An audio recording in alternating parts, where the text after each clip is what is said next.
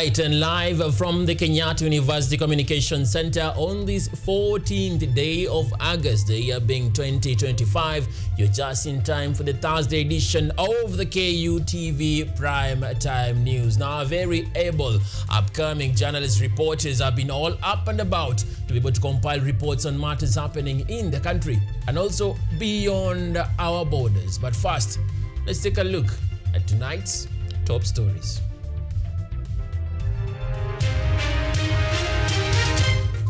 IEBC promises transparency. Electoral body vows credible polls as it tackles past server complaints. Gachagua cuts US tour short. Former DP rushes home for high-stakes by-elections.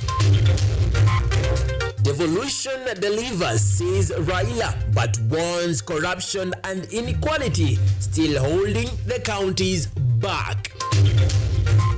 IGAD climate push. Regional bloc aligns development goals with member states.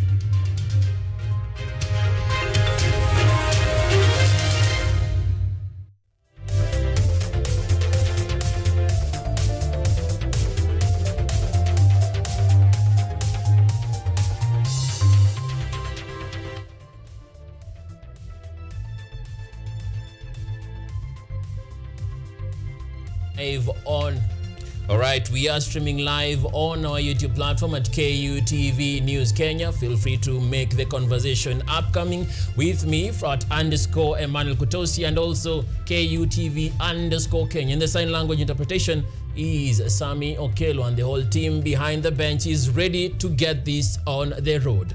Now, the Independent Electoral and Boundaries Commission, that is the IEBC, is moving to address past concerns about election servers. Speaking during the inaugural election process preparation forum in Mombasa, IEBC chairperson Erastus Edang Ethekon reaffirmed that his dedication to delivering credible elections and pledges to safeguard democracy ahead of the upcoming polls. Glory Kadure reports from Mombasa, where preparations have already begun. Speaking at the first ever electoral process preparation forum in Mombasa, the Independent Electoral and Boundaries Commission chairperson Erastus Edong emphasized the commission's commitment to defending Kenya's democracy, especially in an election expected to be driven by youth participation. He assured that the credibility of the result will be safeguarded by ensuring server access and vote handling will meet the highest transparency standards. The commission is focused on building the electoral process on credibility, trust, and widespread participation to guarantee transparency in the election outcome. Edung stressed the importance of national cohesion and the responsible use of digital media to highlight factual and significant issues without compromising democratic values. He warned that false narrative could distort voter perception and undermine democracy if left unchecked. And I'm not trying to undermine or downplay the concerns of those who had issues with the last election. I just voted and moved on with my life. But if there are such concerns, if indeed they are true, for 2027, I am 100% willing to have even a transparent server if it's there. To have even a transparent server if it's there. The IEBC chair urged Kenyans to verify information before sharing it, cautioning against allowing viral videos or social media trends to undermine democratic gains. The commission highlighted the critical role of the youth, especially Generation Z, in positively using digital platforms to support a credible electoral process. So you can put me in a glass room with all these commissioners, and then you can see those figures coming in. We have to do something. The reason why I'm speaking like this is because sometimes Kenyans, we have a lot of stories to tell. We have a lot of theories to share.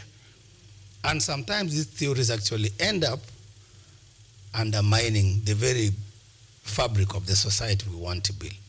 By promoting trust and credibility, the IEBC aims to encourage more Kenyans to actively engage in the electoral process. The Commission's emphasis on combating fake news and fostering informed participation seeks to strengthen democracy and ensure a transparent, peaceful and inclusive elections in 2027. Glory Kadure, Kutv, Nairobi. Thank you, Glory Kathure, for that report. Elsewhere, former Deputy President Rigathi Gachagua has cut short his 2-month tour of the United States to focus on the upcoming by-election scheduled for November 27, 2025. In a statement on his X account, Gachagua confirmed his early return, saying the elections are a critical moment for the country's political landscape. Lucy Mudhui had this report. It is with pride that we announce the return of our party leader, His Excellency Rigathi Gachagua, following a highly successful official tour of the United States of America. I am pleased to announce to the country that his plane will land at the Jomo Kenyatta International Airport on Thursday, 21st August 2025. We will not condone acts of incitement, especially by persons who are looking for votes. Sometimes they call themselves leaders. We're not going to condone incitement, especially when it involves inciting ethnic tension and ethnic fights. We welcome everybody to enjoy their constitutional right to choose the leaders they want to do, but we will not allow anyone to incite people along tribal lines. And I promise you, we will take very stern action against anyone who is going to do so, and we believe that the judiciary will work with us to make sure that the issue is dealt with accordingly. We head on to the Lake County of Homa Bay, where addressing delegates at the ongoing 2025 Devolution Conference at Homa Bay High School, former Prime Minister Raila Odinga hailed devolution as the driver development in vital sectors such as health and education. However, he cautioned that historical inequalities, corruption and resource mismanagement still threaten equitable growth and must be decisively tackled. Pauletta Koth has more from Homa Bay.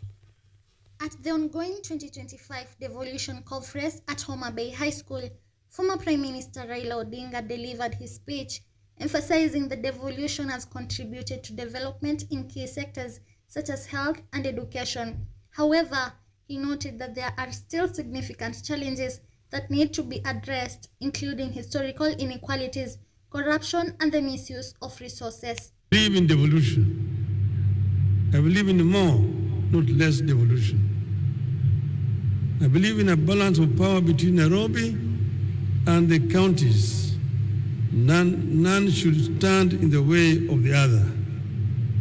I believe in strong county executives oversighted by equally strong county assemblies. Raila explained that despite various achievements, many counties still struggle to bridge the economic gap and promote equality and development in their communities, stressing that county governments must ensure they provide quality services to their people.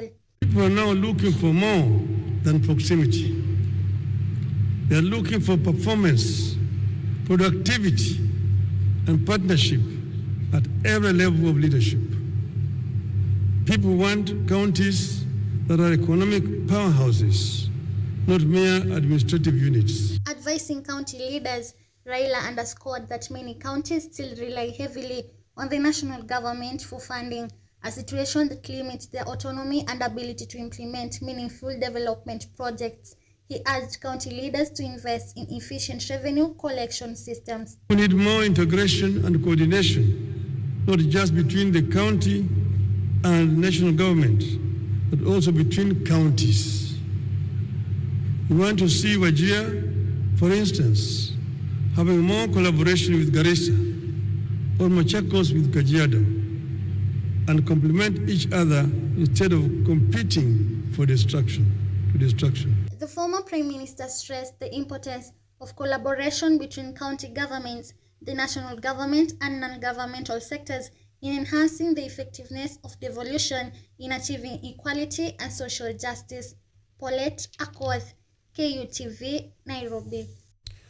President William Ruto has underscored the importance of shared responsibility in building a stronger nation. Speaking in Migori County today, the president highlighted key development milestones, ongoing reforms, and the government's commitment to economic stability, improved livelihoods, and fostering national unity. Wendy Otieno filed this report from Migori, voiced by Paulette Akoth. Present here today. While speaking in Migori County, President William Ruto noted Kenya's rising economic stability, despite earlier predictions by international financial institutions that the country risked a debt default. He credited prudent fiscal management for having inflation strengthening the shilling from 167 to 129 against the US dollar and securing Kenya's position as the sixth largest economy in Africa. There were 6 countries in Africa ambayo ilikuwa imesemekana they are going to default in their obligations to the international financial institutions. Of the 6 that were predicted that will default, 5 defaulted, Kenya did not. And it is because of the decisions we made.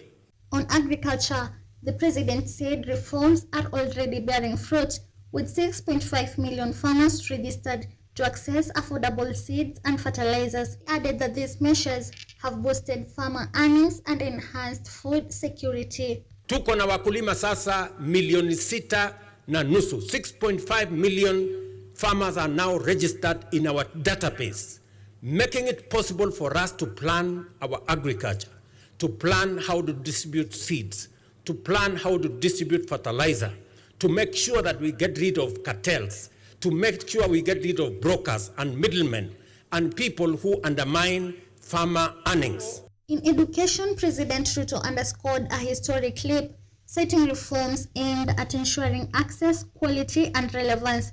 He highlighted the recruitment of 76,000 teachers, set to rise to 100,000 by January next year, to ease overcrowded classrooms. He also declared the competency-based curriculum reforms complete, providing a clear path for learners, and unveiled a student-centered funding model to give every Kenyan child access to education with a vision of nation building in motion. Sisi kama serikali, wabunge hawa wamepitisha budget ya shilingi bilioni 21 pesa ya Kenya kuhakikisha ya kwamba mwananchi ataenda hospitali, pale kwa dispensary, pale kwa health center, pale kwa level 4 sub county hospital, atibiwe, apatiwe dawa na aende nyumbani bila ya kuulizwa pesa yoyote. The government's reforms, he said, are designed to advance development, improve livelihoods, expand education access, and strengthen national unity, laying the foundation for sustained progress and stability. And from Migori, we head on to Machakos, where nurses in the county have vowed to maintain their strike until the county government fully implements the 2024 SRC directive on salary increments for public servants. Speaking outside Machakos Level 5 Hospital, Union Secretary Michael Saka stressed that salary adjustments and promotions must be addressed urgently. County Health Executive Muia Ndambuki has urged the union to attend the next negotiation meeting, noting that consensus is in the best interest of the residents of Machakos County. Our major issues are failure number 1 to implement the new SRC policy. This policy was passed in 2024. We met with them, we agreed that they're going to implement it, they have refused to implement it. We had a return to one formula, which we signed way back in December, in November 2017, and to date, it has not been addressed. The government has refused in totality to even look at our CBA, leave alone negotiate it. And when we present the CBA on the table, they always tell us we need now time to go look at it. This is very unfair. Number 6, failure by the government to implement deductions made. Our loans are in arrears for 4 months. Our SACCO remittances have not been done. any deduction for our payslip has not been paid. We have a letter clearly from the control of budget indicating that all monies have been remitted to the counties. Now you are wondering why our deductions have not been made. Motions have risen the highest they could go. They have pulled down. Now we are inviting them to the negotiating table. And as soon as even this evening, tomorrow, we want to arrive at a consensus in the soonest time possible. It is in the interest of our people.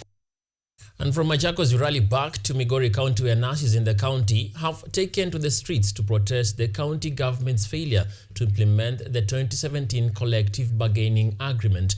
Kenya National Union of Nurses County Secretary Ezekiel Mbire cited delayed promotions, lack of protective gear, allowances and unsafe working conditions as their main grievances. County Treasurer Phyllis Ochieng has called on the authorities to act swiftly to resolve the impasse. Our grievances are not new.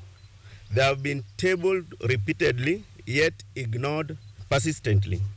They include the implementation of the 2017 Return to Work formula in full as previously agreed, issuance of promotion letters and designation to all nurses who are due, not a fraction, but every single deserving nurse in Migori County. It is not the fault of nurses to go on strike.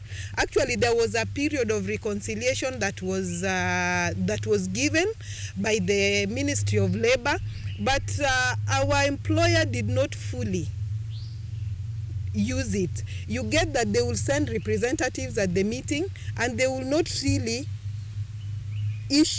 take the issues of nurses at heart.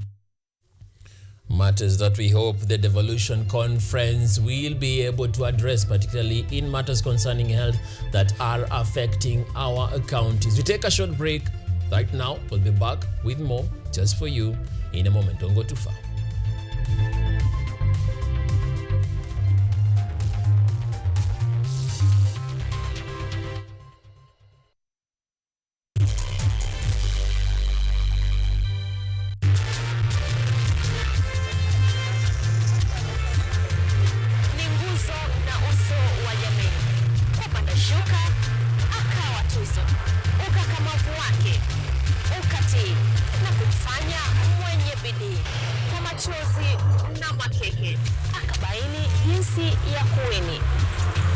Huyu ni mwanamke ngangari kwa jinsi alivyo ng'ari.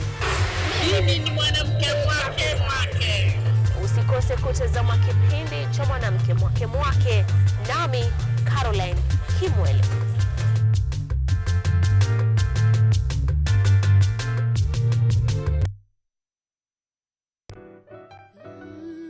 Miti. Panda. Miti. Our planet's future is in our hands. However, there is a threat to the brightness of this tomorrow.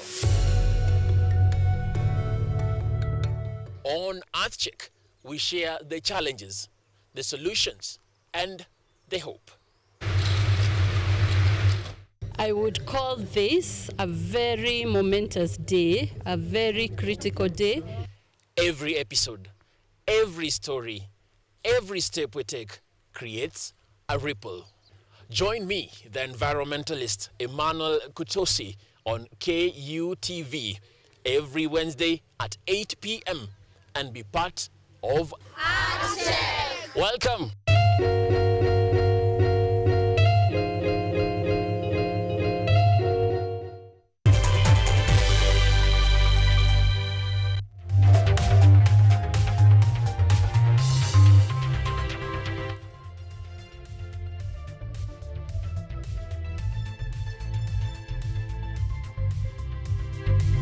Welcome back to the Thursday edition of the KUTV Primetime News. And of course, We extend the invite to you to join the conversation on our social media handles, KUTV Kenya on Facebook, KUTV_Kenya on the X platform, and of course, you can be able to link up with us through our YouTube platform at KUTV News Kenya and shoot us a shout out. Now, the Intergovernmental Authority on Development, IGAD, has emphasized the need to align its regional priorities with those of its member states.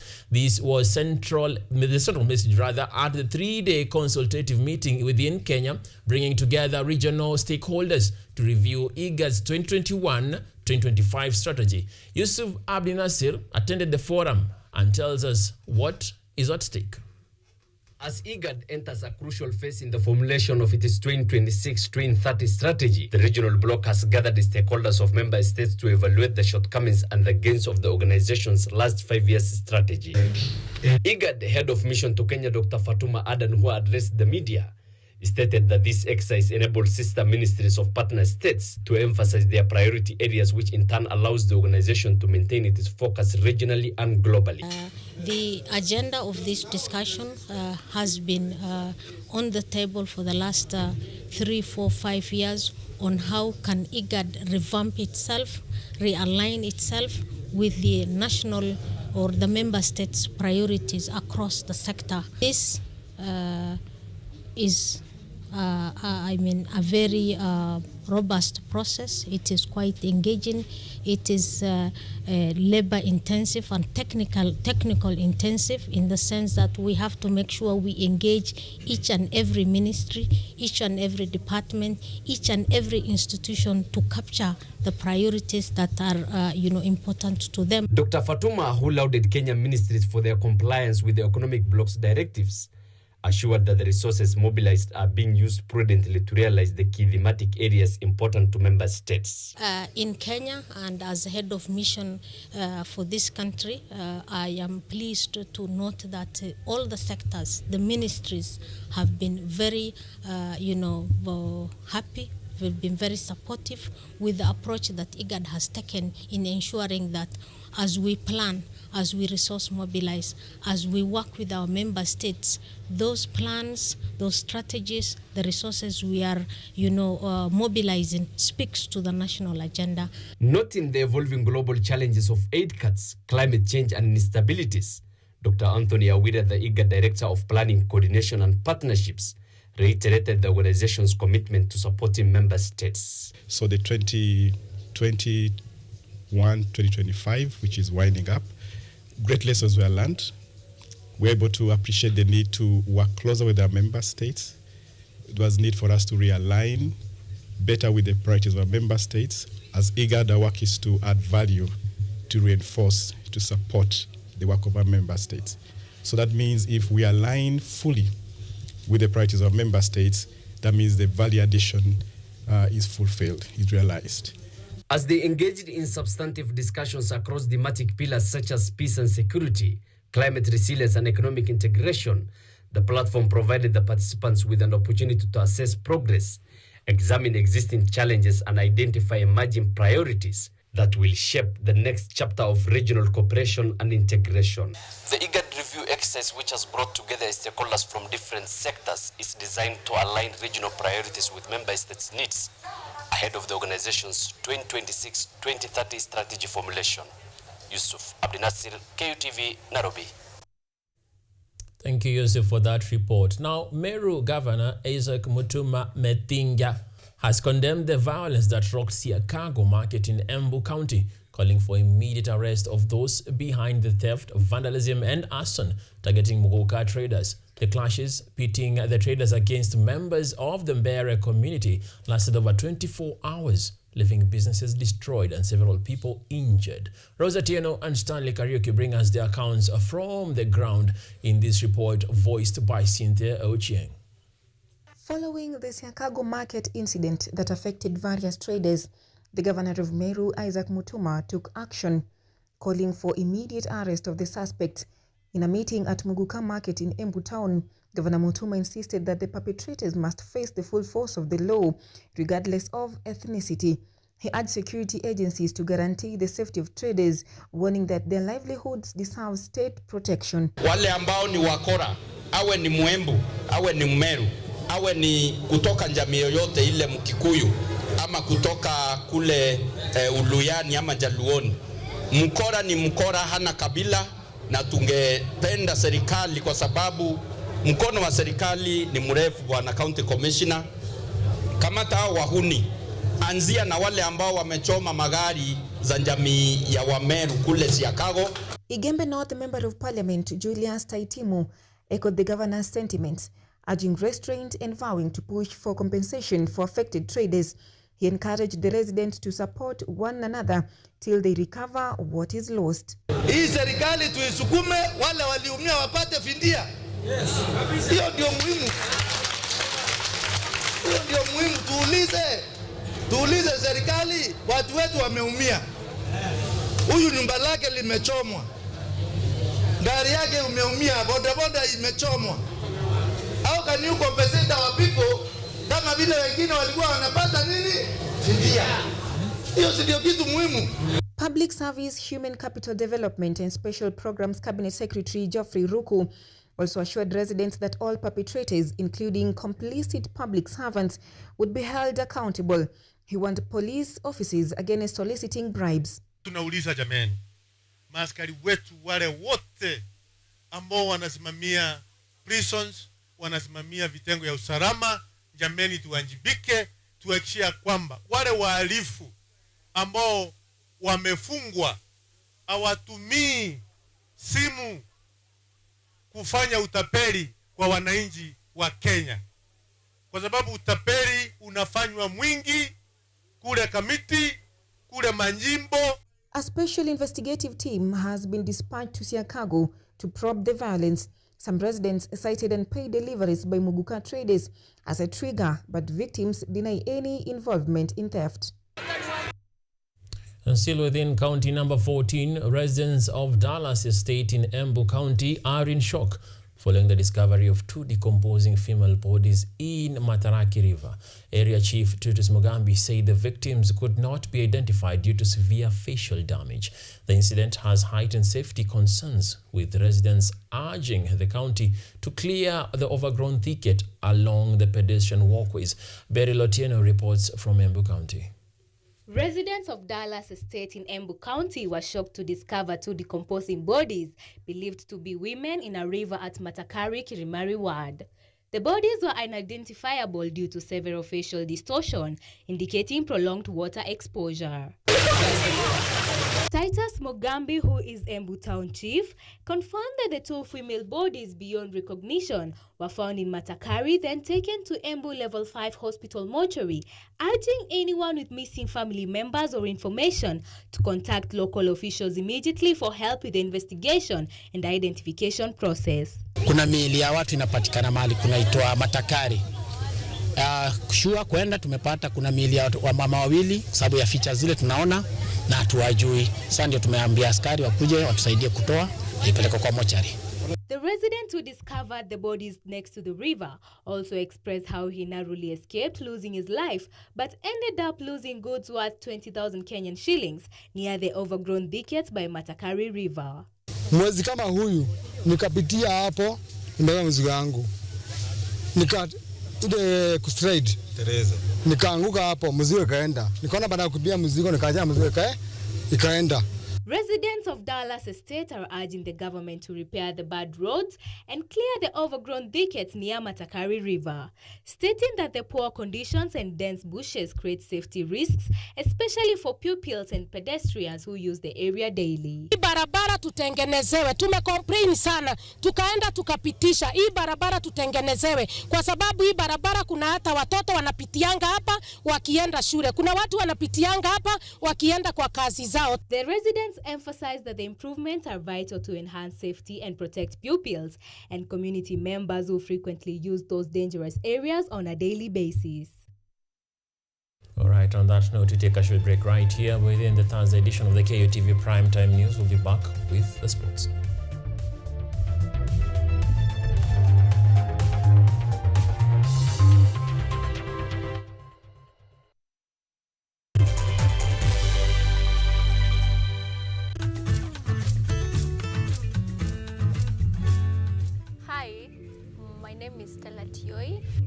yangu naitwa Okemwa Mukwa James. This is Mandela Gaya.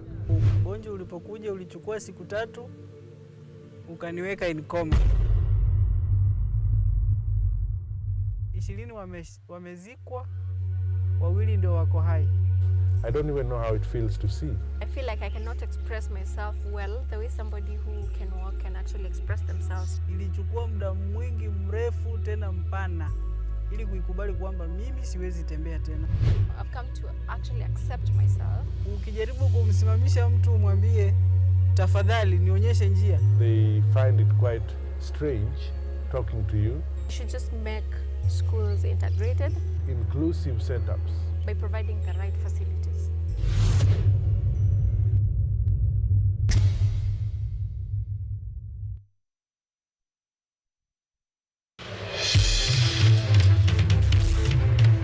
Tunachimba hadi mizizi kukuletea yanayojiri. So mimi naomba tu serikali yetu ya Mungu, jibarikiwe na Mungu, iweze kuteremsha bei ya mafuta yanayokukumba. Tuna maizi, tuna kutetea sisiri. Ukweli ni speciali tukikupambia makala ya mwanamke mwake. Hutasema hupendi, mizizi ya habari. Nami Caroline Kimwe.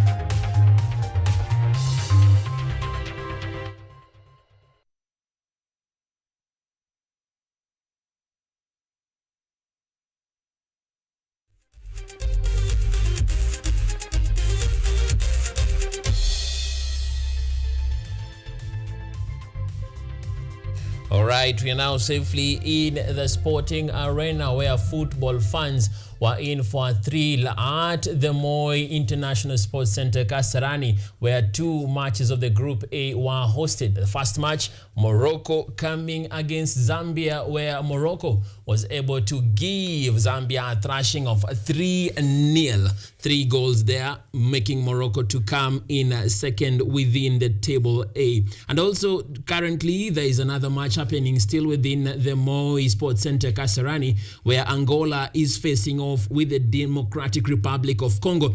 And so far, within the 73rd minute, DRC Congo is blazing with 2 goals ahead of Angola, moving at speed in the 73rd minute.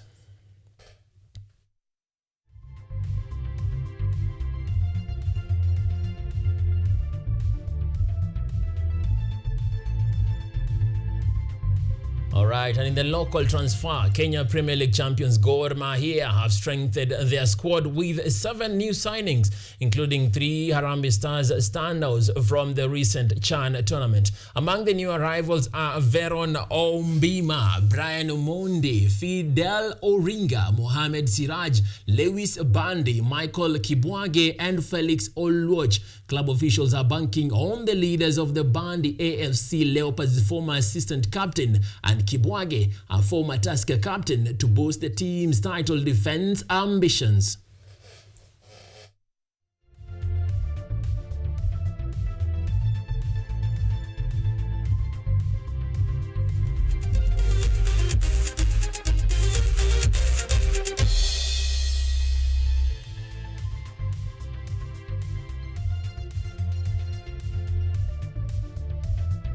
32 minutes past the top of the hour, and we've been all and about everywhere. We began in Mombasa, went to Homa Bay, went to the US, where we expect someone to come back.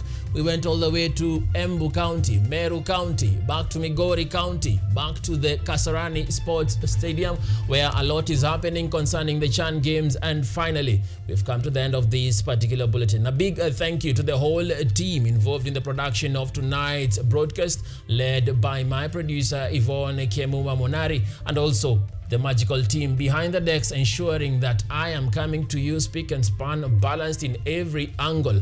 I commend you, bravo, and thank you for making this a success. Till next Thursday, we meet right here on the Thursday edition of the KUTV Prime Time News. My name is Emmanuel Kutosi, and the sign language interpretation was sailing through in the safe hands of Sami Okelo. Good night, and we wait for Kenya to take on Zambia and, of course, take them home safely. Good night.